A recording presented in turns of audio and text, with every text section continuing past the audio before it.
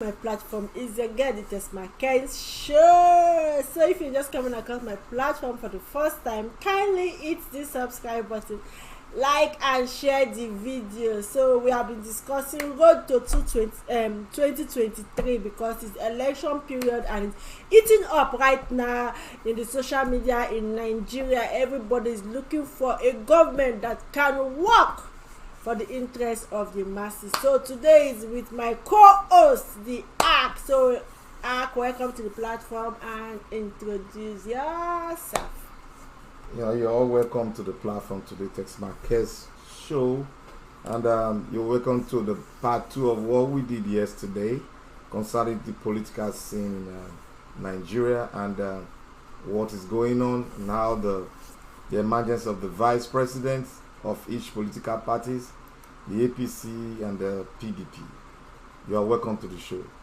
So you guys sit back, relax while we discuss, and we will need your contribution. So what do you have to say concerning this issue, this political arena that is saturating Nigeria atmosphere right now? So sit back, relax, and welcome.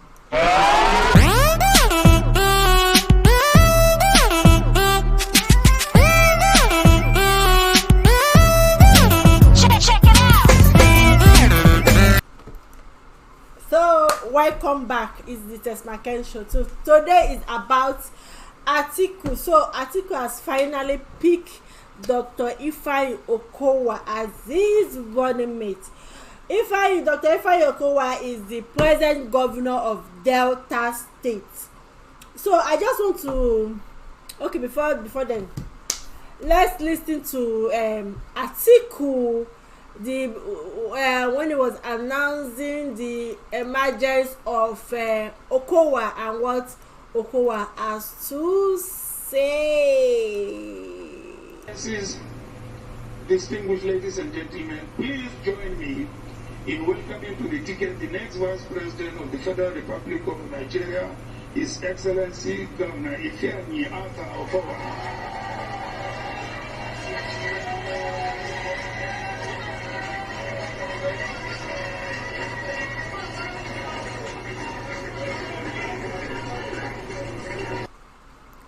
Yeah, so I've just seen three of my colleagues here, the governors of Akwa Ibom, Bauchi State and Edo State. I thank all of you for being here at this very event.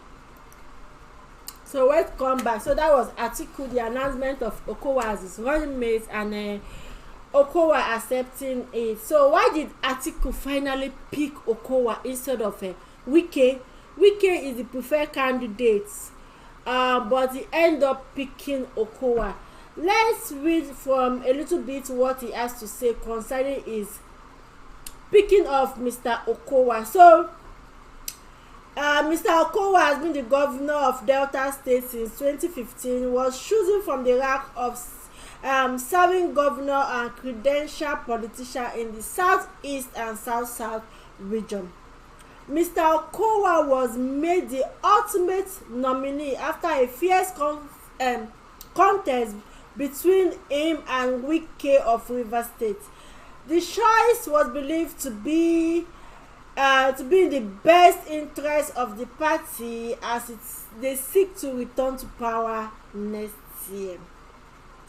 Mr. Abubakar Alai said that he picked Okowa because he promised to run a campaign based strictly on issues critical to Nigerians, and Mr. Wike might derail that approach with his combative nature. The candidate was also keen on having a running mate to bridge the extratism gap between the south and the southeast.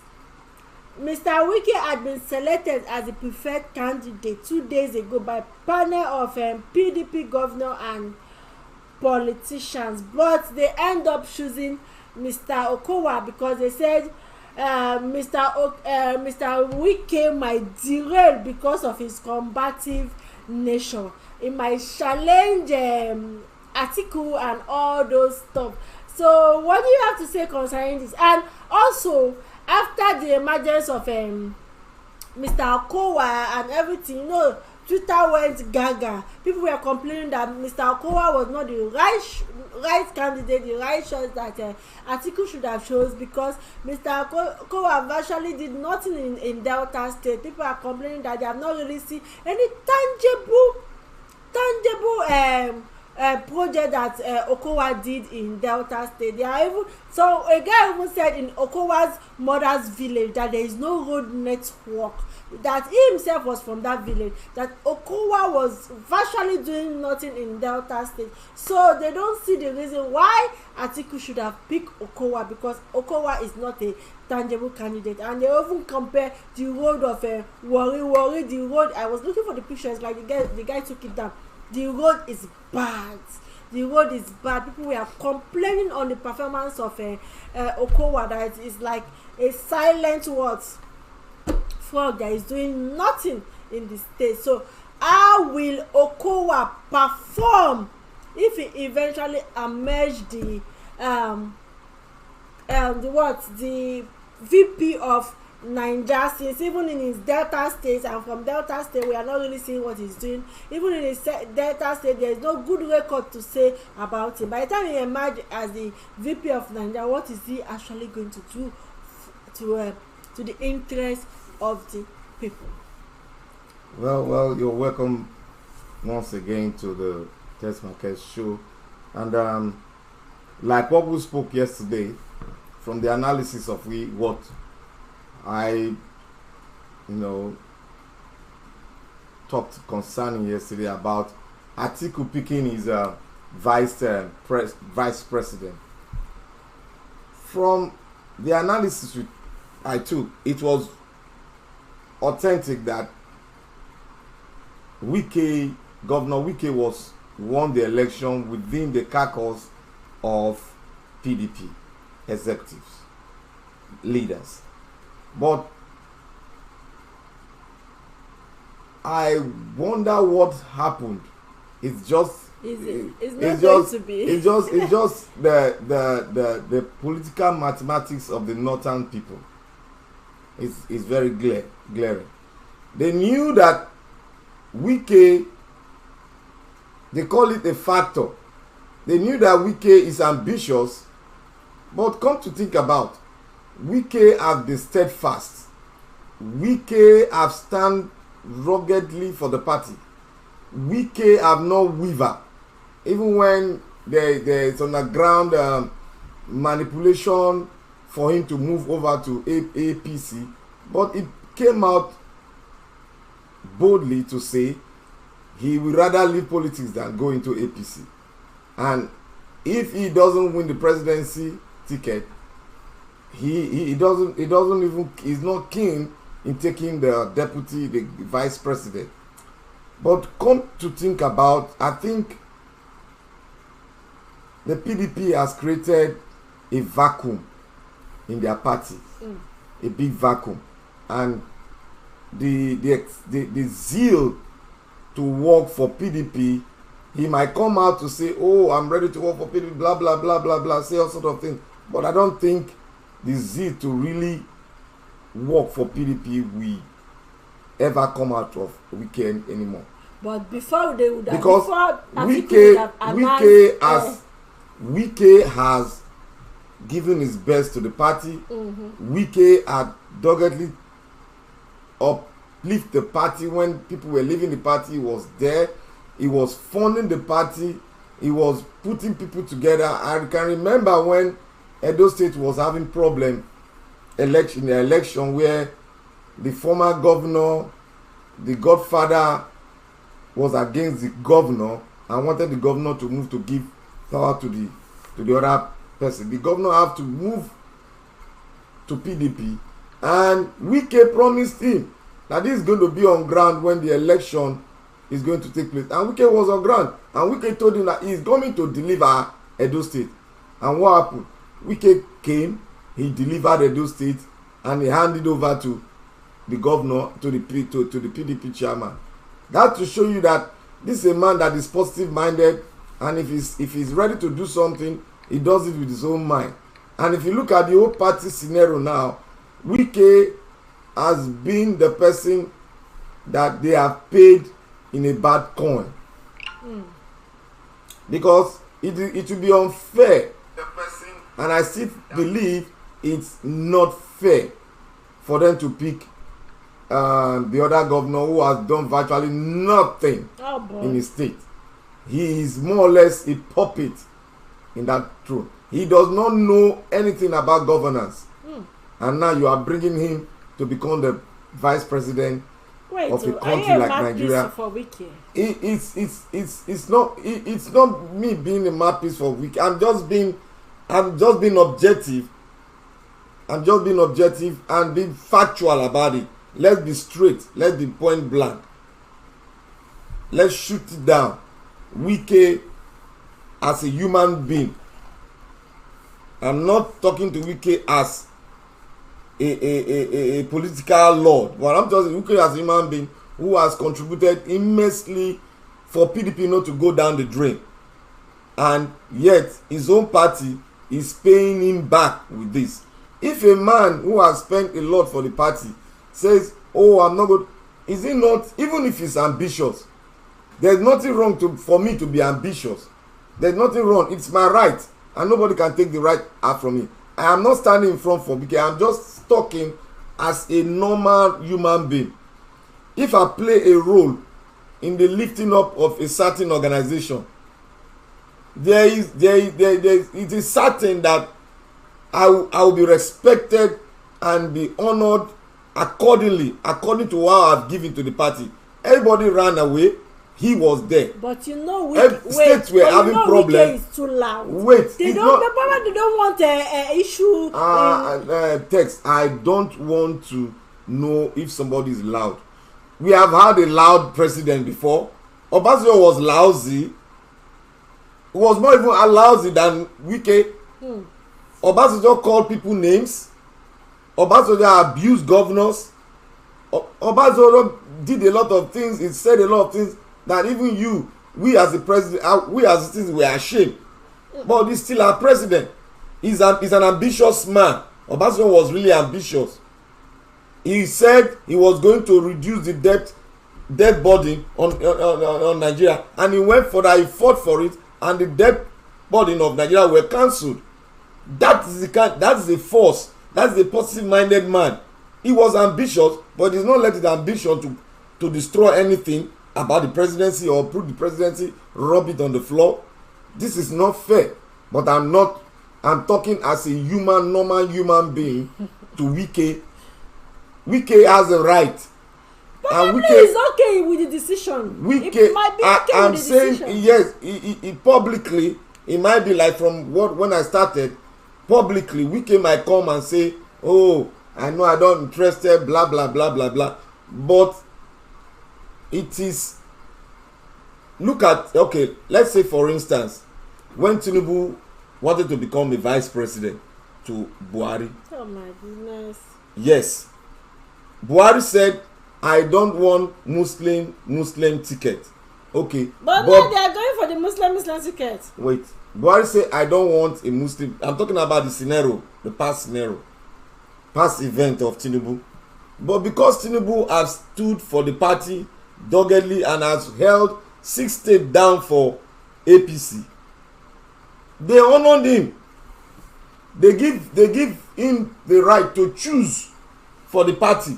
If he cannot be, if he say cannot be, they will honor him. Say, take now the VP zone is given to you. Who do you want to choose? Who do you want to put there? That is how to keep the bond of the party together. I am analyzing it now. But that is how you keep Okowa a party man together. Okowa has been a silent supporter of Okowa. He has been solidly behind Atiku all this while. Okowa has been silent, and silent cannot build a party. Wike has been the PRO of PDP. Wike has stood for PDP. Wike has been a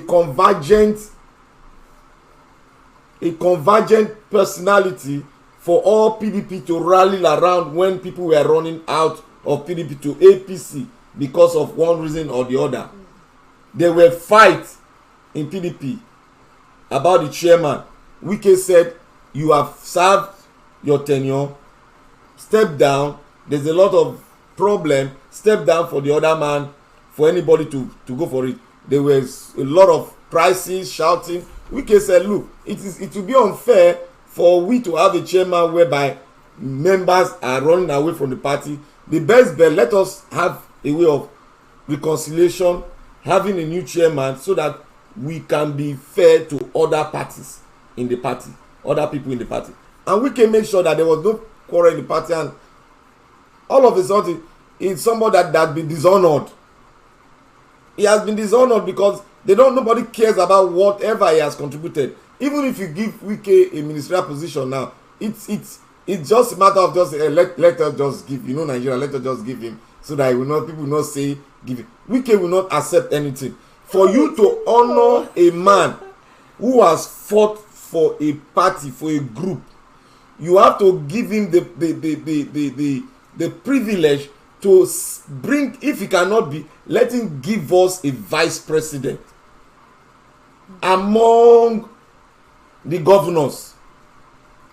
Let him give it to us. So from there, you know that this man has selected somebody for the party. The man will still keep the light glowing in him. But now, if let's say for instance now, what kind of advice as a wife to a governor who is supposed to be president, who now is supposed to be vice president, and now say, oh, they'll give it to that man in a Delta State that have not done anything. He doesn't have the record, he doesn't have the crowd. Okay, where is he going to pull crowd from? So he's going to pull crowd from South, from Which South? Which South? His state, South. can he win his state? He can. Can he win his state with what he has done? So this is let me analyze what is happening now. The North Caliphate don't want to give power to the South. It is quite clear that they don't and they would not give power to the South. Because if you want to give power to the South, you must prepare a ground. Because Atiku said he's going to go only one time. Who? Yes, Atiku said When he's going did he to go. say that? He said it's only one time, that is. Because by the time, if you want to go for second time, you'll be 80 years old. So there's no how he can sustain that strength to rule the country. What about Tinubu? There's no how he can do it. He was very, very truthful in that. There's no how. What they want to give it to a nation 80 years. So he was very clear on that.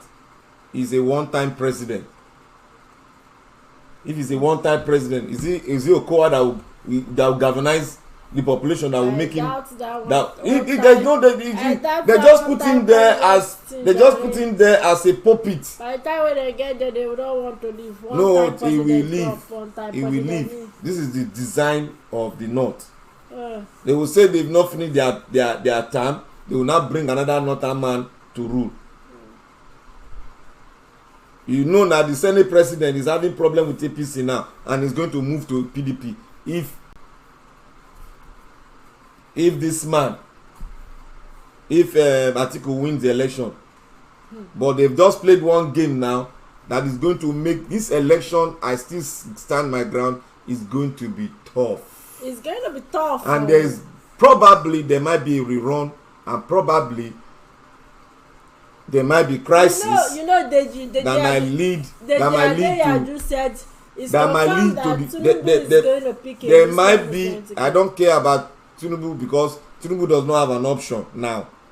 There might be crisis that might lead to convergence of the national conference in Nigeria. I am foreseeing it. Because if, like I said yesterday, the joker in this presidency, the determining factor in this presidency is Kwakwanso. there must, I still stand my ground, there will be an alliance Kwankwaso with one of the political party, because Kwankwaso knows that he cannot win. Let us be factual. Kwankwaso cannot win the election. Even if he come with 5 million votes, Kwankwaso cannot and will never win that election. He knows. But he want to make a statement from the north. And he has made the statement from the north. So, Kwankwaso, on my own view, my own personal view, Kwankwaso is going to make an alliance with one of the parties that he will now bargain with, and they will talk on how they are going to share each individual positions if they get there. So Kwankwaso might either fall to the Labour Party or go with his brother Atiku, because Okowa has nothing to put on the table. How do you? Okowa only have his constituency to put on the table, and if you are going for a federal election, you must have a bulky thing to put on the table. Okowa has no money. He's just a state governor. He has no money. He's just a doctor. I believe he's a doctor. He's a doctor. He doesn't have money to front election, a national election like that. Because in Nigeria, you have to have one thing. Is either you have the population that will deliver, or you have what? You have the finance base to front election. So there are two factors, and I don't know the factor in which they used to select Okowa.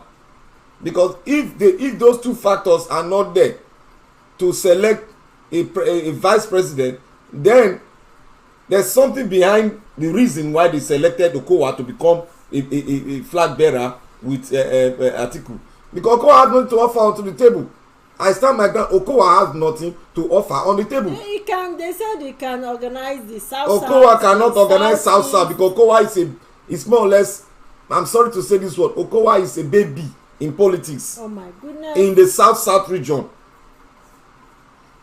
Okowa cannot, how many people can he galvanize anybody? Okay, we're going to see the election in Delta State. That will prove the point that I'm bringing for. We are going to see the election in Delta State. You are going to see many seats are going to be lost by the PDP in Delta State. Mark my word. They're going to go to obedience. I don't know where they're going to go, but I know definitely Okowa will not deliver Delta State as it is now. There's no miracle. He has only how many years remaining for him? He has about 2 years or a year left for him. So I pray for him that they win the election. But in this old scenario, I'm not seeing a president yet. I'm not seeing it, except the Kwankwaso decide to maneuver to one place. If he does that, then we'll see a winner. But if Kwankwaso is remain like that, we will never see a winner, because Tinubu ACP will pick a Muslim candidate. It's a Muslim candidate because it has Deji has said that it's confirmed that Tinubu has already picked his candidate, a Muslim candidate. And a Muslim just for will not fly in Nigeria. Because of the Muslim, he is going to lose the West. Okay, so let's just listen to what Senator Shehu Sani has to say. Say those outside of Kaduna who are citing Kaduna as a good example of Muslim ticket should relocate and come and live with us. There are good numbers of vacant property with good prices on the outskirts of the city. In essence, what Senator Shehu is saying, that people are telling Tinubu now, okay, it's fine, you can go for the Muslim ticket. But the Muslim ticket is causing serious insecurity in Kano.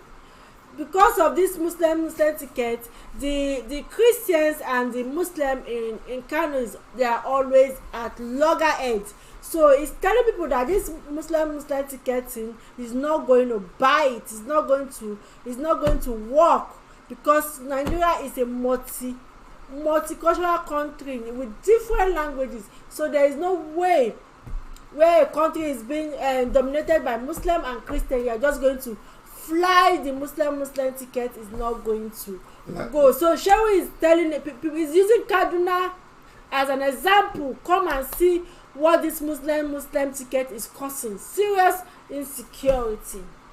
like I said yesterday, I said if a Muslim ticket emerge from APC, they have just dug their own grave. I don't know how if they want to rig, it's not going to work. Even if they rig not, they are still not going to get to third in each state. Everybody should know that it's not the highest vote win the vote. Is what? You to third, you must get to third in each state. So it shouldn't come. The laws of the electoral law is there. To third in each state. It's not the highest vote. It's not the highest number that wins. So you must be nationally accepted with the benchmark which the INEC gave. And if you don't win that, if you don't get that benchmark, there's probability there is going to be a rerun within the two highest vote. So we are going to we might have a stalemate, because if it comes to, let's say for instance now, Tinubu coming with his Muslim ticket, Wayo ticket, and Atiku bringing a Christian, a Catholic, and he's a Muslim, Atiku have an edge. Upper hand, yeah. An edge. If Atiku finally come with him in the rerun, and I still stand my ground that Kwakanso will be the deciding factor. Then the two parties will be running around looking for Kwakanso, because Kwakanso have 4 million registered members of his movement. We are still not recognized. That man is not a just push away politician. He knew why he moved out of PDP. There was a purpose. He wants to tell the political elite that he has a voice from the north. If I were Kwakanso, I would just be cooling off in my home. I wouldn't even do any campaign. I'll be waiting for them. Let us see how they win the election. They won't win. They can't win the election now, because the vote will be split. If Tinubu bring the northern candidate, the north, let's say the north will be there. Kwakanso will take his own 4 million. Then Atiku will take his own. Who again? Tinubu will take his own with his vice president that they chose from the caliphate, from the palace for him. They will take their own. Then how are they going to win the southwest? How are they going to win the south? Peter Obi will take those ones. Now you now see the break. What I'm saying now, you now see how the thing is going to break. Peter Obi, you can't tell me that Peter Obi will not get vote from the north. It is virtually impossible. Peter Obi will get vote from the north. He will get, definitely. He will get vote. He will get vote from the south. More. If there is an election in the east, he will get a bulk vote from the east.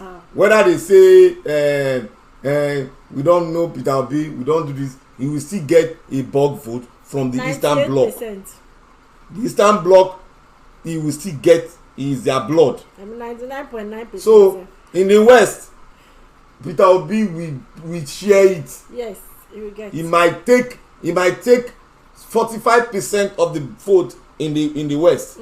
He might take it. Yeah. So if we are calculating it that way, Lagos is going to take a chunk load of. If we are calculating it that way now, Peter Obi has cut short the vote of Tinubu drastically. Yes.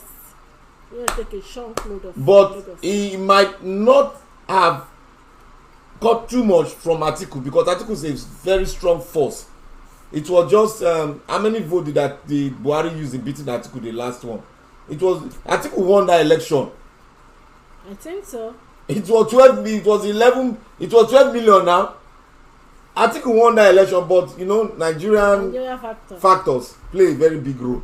So Atiku is strong on the ground to really win, because all the factors surrounding him now is pointing a hand at him to pick the final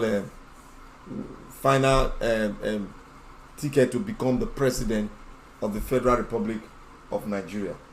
But it's going to be a difficult, and it might lead to convergence of a conference, national conference. I am sure I am very sure. But the possibility, the other side, I'm bringing two sides now. The other side, because already the Muslim will spark trouble. Yeah.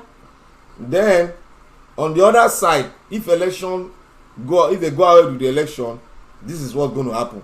But if there is a trouble in the election, a convergence of constitutional conference, they don't have option, it will come together.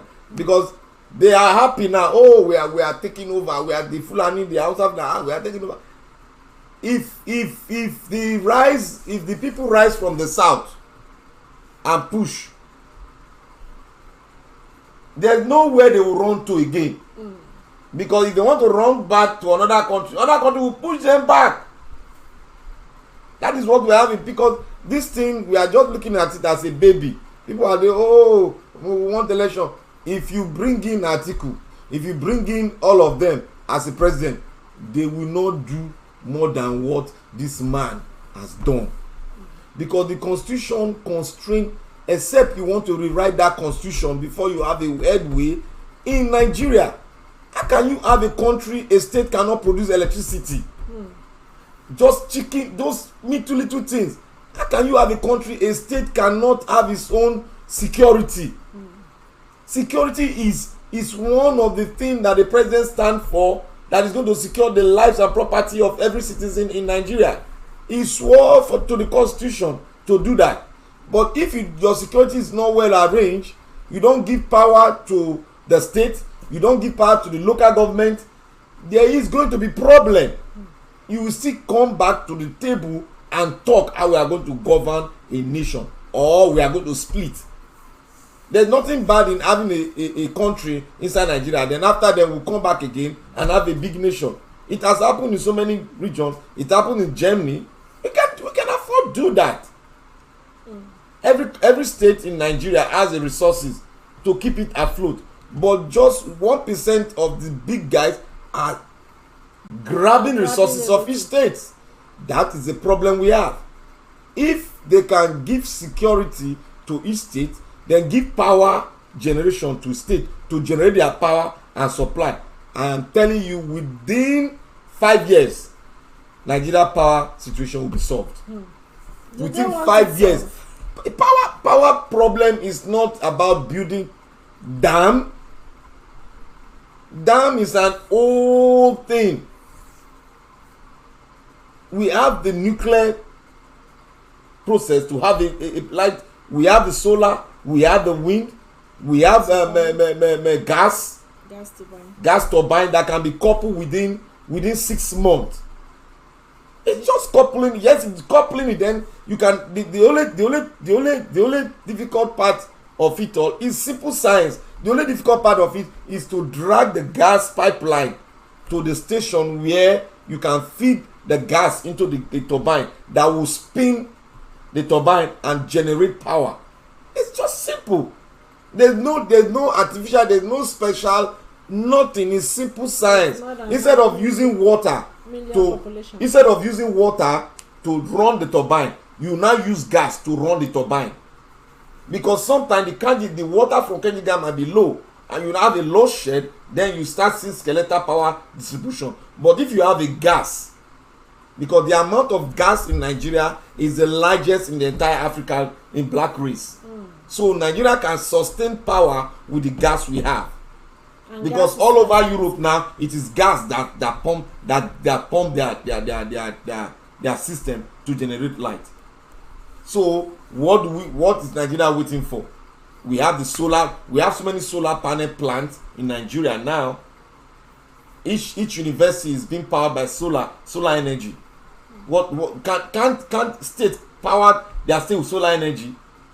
Is it expensive that the state cannot do it? It's just that the power behind the state called Nigeria don't want people to have information. They don't want freedom for the people. So they want to deprive them of the basic amenities of life. They just want to it's just demonically orchestrated by these people. They don't want the average Nigerian man to survive. Look at the whole economy is crumble. you have a debt burden of almost $35 trillion. How are you going to do that? I don't know. How are you going to drive the economy? They should ask them, how are we going to, all these presidential candidates, they should ask them, how are they going to solve the security problem? How are they going to solve power problem? How are they going to solve the division in Nigeria? Serious division. Those are the first thing those are the questions we are going to ask them, and let them answer the question. How are they going to solve the division in the country? How are they going to stop terrorism? Is it Nigeria terrorism is not terrorism? Is the government orchestrated, manipulated terrorism against its own people? Because I don't see where you tell an average Nigerian to protect itself, and the federal government will say, no, don't take arm to protect yourself. Use cutlass and dagger. How can you protect yourself against a man that's holding AK-47 to shoot? You now carry your axe and near that man. You are just joking. So why is the government not arresting these people? Why is the government not prosecuting them? Who are being prosecuted? People are being kidnapped. Millions upon millions. Why is it that the president is about to leave Aso Rock now, where the rate of kidnapping is getting skyrocketed? They just kidnapped a bishop again. He has been released with his wife. Oh, he has paid ransom. Yeah. Because they cannot release you free. You go pay ransom. Okay, how many imam has been captured? People are not asking that question. How many imam have been captured? We don't have. So what we have on hand is that the Nigerian state has to sit down and talk. How are they going to govern Nigeria? Do they want a referendum or not? If they don't want, let us have a way we can move ahead. We can live as one if we want to live as one. It happens in the Gambia. It happens in so many countries in Africa. We can live as one if we want. It depends on us. We don't cry unto God. God has given us everything to live together, but we keep on saying, God help. No. The domineering factor is in you. If you want love to exist among you, it depends on we. If we cannot live among ourselves, the best bet is to have a confederation state. You live your own, you will not contribute to the center. You develop at your own pace and not contribute to the center.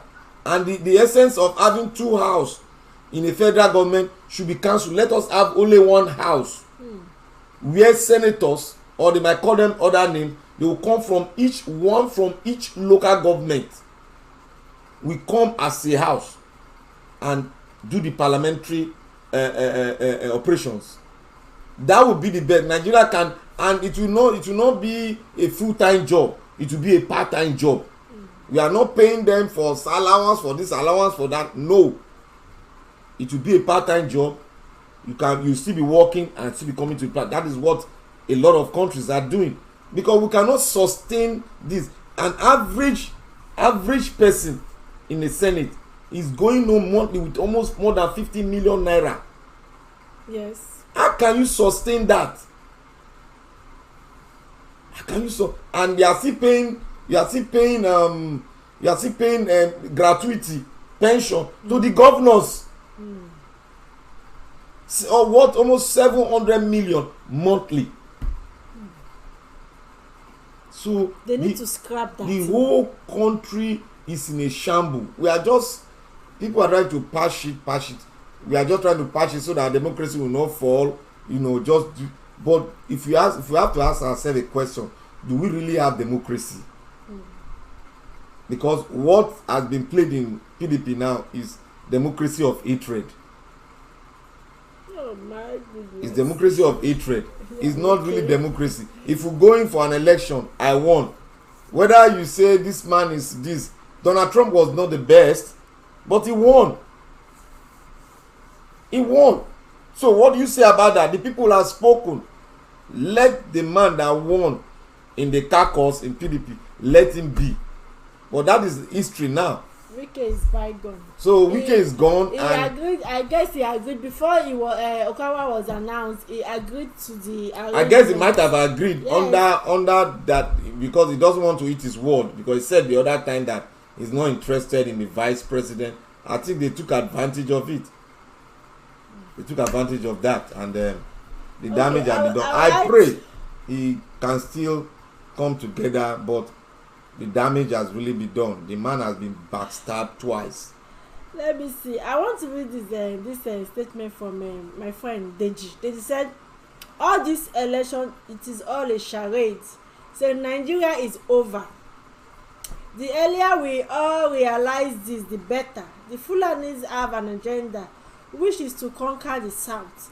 They know without power they can't get that done. If you look critically how all these politics have played out, it is exactly how power stayed in the north, and if that happened, it's over.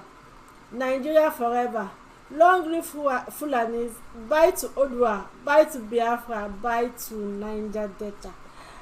I think that you made a very good statement. Well, let me finish. To think that Obi in particular will win is like being on a fool's errand. To think Tinubu will fix this very core issue if they let him will be the joke of all time. Atiku has the surest path, and it is designed that way by the powers that be. Whoever gets here will play along, nothing will change. It will get worse and more dangerous. Turn anywhere you will. The Fulani have locked it down.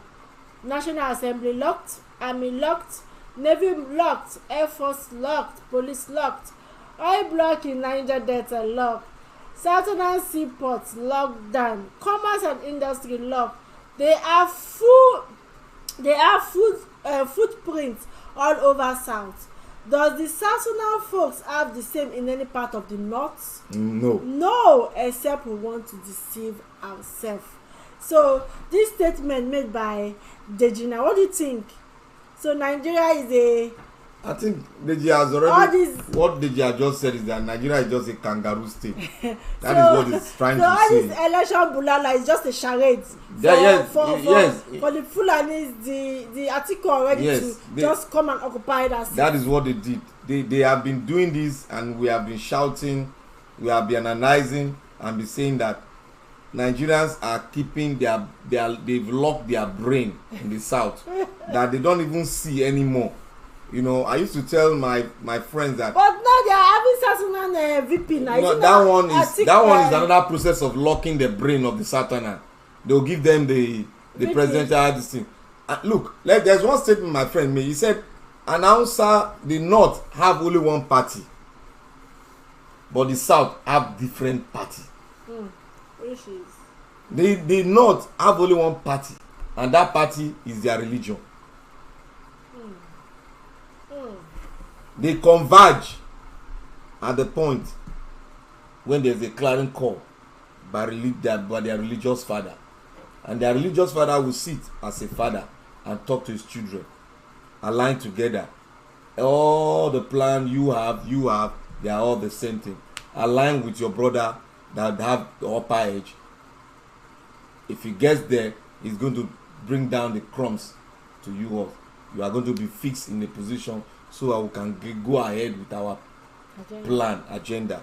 So, but in our side, we are behaving as if they've locked our brain. We keep on. I don't know, because of we have a lot of languages in our side, because to our disadvantage. But if you look at the North, they all have one language. That is, the Hausa speaks how the Fulani speak Hausa. The Hausa speak Fulani. The Benue, they speak Hausa.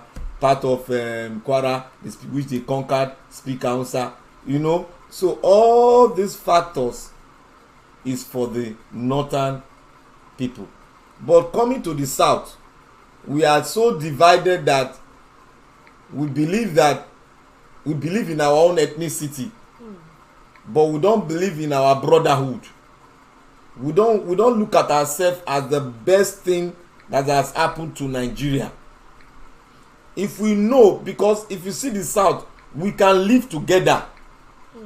There is nowhere we have fought ourselves. We will always settle, and when we settle, we keep on building the economy. One power that we have, we know how to build an economy. But the problem we have is the tribal sentiment that go and the funny history which the forefather wrongly planted in the south. You see a Yoruba man who said, Igbo man I cannot trust. Igbo man will say, I cannot trust Yoruba man. Yoruba man will say, Ijo man, a fisherman. You know, Ijo man will be staying in the riverside. Yoruba man will say, that is not your portion. Why should you come and stay in this thing? I want to bulldoze the house. Instead of you to love yourself, since you can stay together, that means there is something that is bringing you people together.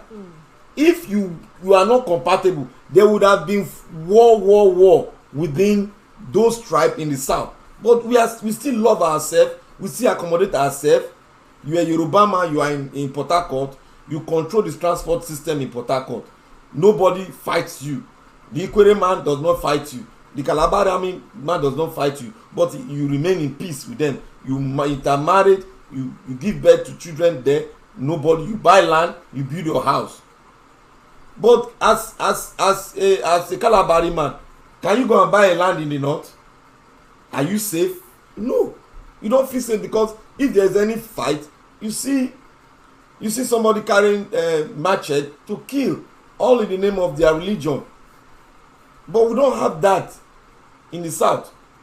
So why can't we harness that bond that kept us together? We don't fight.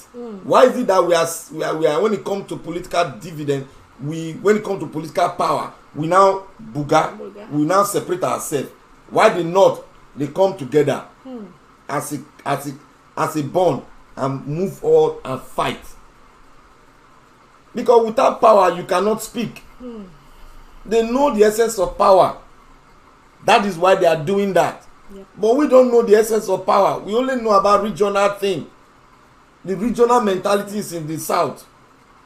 An Igbo man is doing his own, and a Edo man is doing his own. But we are still living together. We are marrying ourselves. We eat from the same pot. Why can't we join hands together and harness the political terrain and be whoever comes from the south? Why can't we say, oh, we support him? Why don't we have a block vote?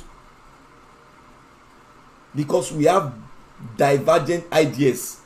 But in the north, they have only one party. That's their religion. That's what bring them together. And I love that more. That I love it. My people said, if you gather two broom, if you gather one broom, you can break it. But if you bring the broom together, it will be very difficult for you to break. That is why you see they can penetrate the south easily, because we don't come as a bunch. We come single. Bargain together, take money pocket and go. But the north will come as his bargain is for his brother. Despite the lack infrastructure and some other thing, these guys are trying to build their state now. So we are just praying for the entire system not to go into a situation where we have ethnic war. Clash. That is what we are praying for. If there's going to be a conference or a referendum, let it be peaceful, because I believe that the Nigerian populace have the right to call for a referendum. Referendum does not mean that it must be in the constitution. If you have an argument on how you want to live together, referendum must not be in the constitution. It's a right for you to. It's a right. If I cannot live with you, we are always fighting every day. It is normally right, morally right for us to call a meeting. Referendum is like a meeting. We agree, we vote. Are we going to stay together? Why don't I have this land and you have that land? It was done was it Abraham, where God, was it Abraham or Moses? It was Abraham, Lot and Abraham. It land, because they know that they cannot stay together like that. Abraham gave this land to this one. Abraham took the other land and there was peace among them, that does not say that they are not brothers. They still come together as one, but they have their own economy separately. If that can be done during the days of Abraham, our father, why can't we do it now? Because the Bible said God does not change. He's still the same yesterday, forevermore. So his word cannot change. Why can't we exercise? Referendum is not a cause. It's not against the constitution. It's when you are having a crisis that you call for a referendum. It's not a must. It must be enshrined in the constitution. It's a right. It's not a constitutional matter. It's a right. Everywhere they have conflict all over the world, they call for a referendum. Let the people decide whether they are going to stay together or whether they're going to move. If we cannot stay together, let us judge up. If we cannot judge up, let us have a referendum. That should be the way out. That is it though. That is it though. So finally Atiku picked Okowa. So now we are waiting for Tinubu Muslim ticket. Let's see, the person is going to unveil. So this is where we are going to call it a day. So as the political arena in Nigeria is going, 2023 is around the corner. Who is going to take the top position? Is there going to be an election? Because there are still agitation for the Yoruba nation and the Biafra nation and all that. Let's excuse me, let's watch and see how this election is going to turn out. And mind you, there is still obedience around the corner. Peter Obi has a lot of youth at his backing. A lot of youth are calling for Peter Obi. So this election is going to be a tough one. It's going to be a tough one because it's like the election is going to go into 4 parts or 3 parts. 4 parts with Kwankwanso involvement. Let's see how it's going to be. So this is what I'm going to call it a day. Please don't forget to hit the subscribe button, like and share the broadcast. Until next time, it's bye from me, and I still remain the act, and my slogan still go: if Nigeria no have that happen to you, your brain no go correct. So don't let Nigeria happen to you. Think twice. Breakfast. Bye bye. You guys have a blessed day. And don't forget to hit the subscribe button, like and share the video. One love.